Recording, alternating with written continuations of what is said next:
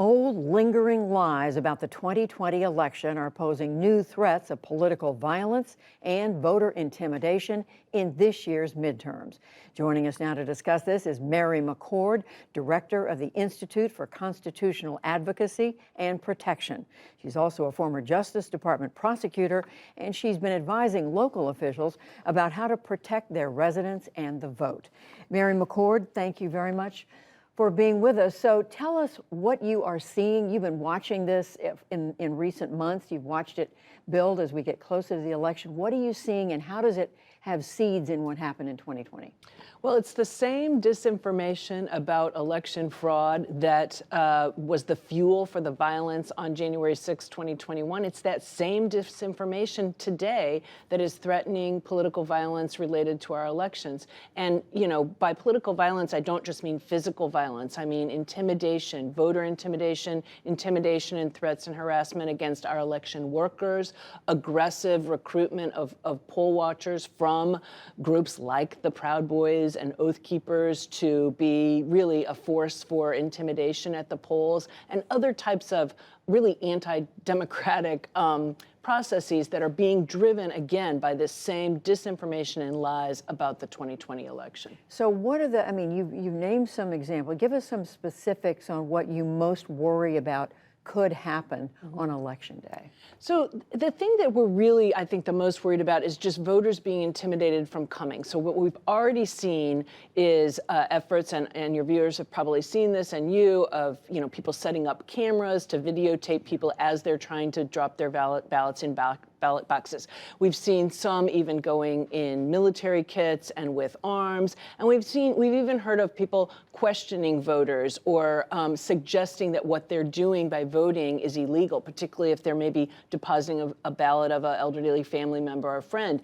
And contrary to what the disinformation out there, that is not a violation of federal law, and it's not a violation of most state laws. Yet the idea is to intimidate people into thinking they're doing something wrong so they won't show up. And this is part of this decentralized, localized effort. You know, there are organizations that are recruiting for it nationwide, but there's no single puppet master, so it's kind of harder to combat because it's coming up at this localized level. But you're saying it's being organized now more at the ground, at the grassroots right. level. At your jurisdiction, at your local polling place.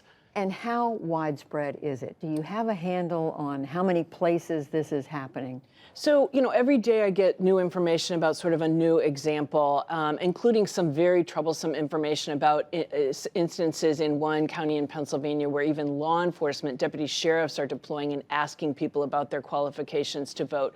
I would say right now I'm seeing it more in swing states than others, and that makes sense because those who are seeking to really impact this election are focused on the swing states, and that's where they're recruiting these aggressive poll watchers and recruiting people to come out to ballot drop boxes. So when you see that, I mean, is there a pattern to whom they're targeting or what kinds of locations? We've seen both the targeting of voters by efforts at ballot drop boxes and outside early voting stations, and sometimes these are just signs, like misleading signs suggesting that this ballot box is under surveillance, or harvesting ballots is unlawful, even though that's not even a term under law and it's not unlawful where that happened to take place. But we're also seeing targets against election workers and intimidation of election workers, which is why you've seen a lot of them actually, get physical security around their offices. And we're worried, of course, that during the post-election period, while ballots are being tabulated, that there may be intimidation and harassment like we saw in 2020.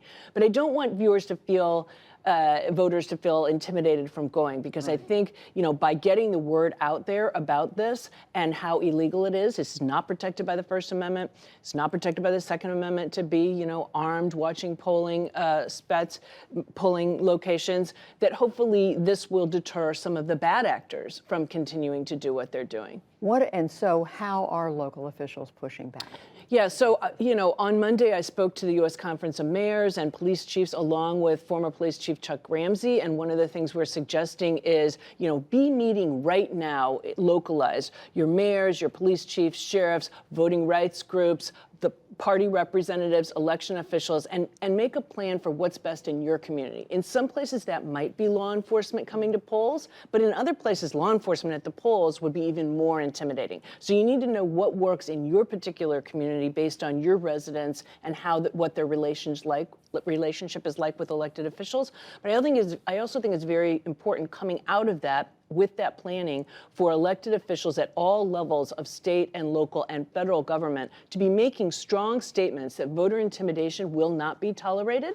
It is criminal. It is in violation of federal law. It is in violation of state law.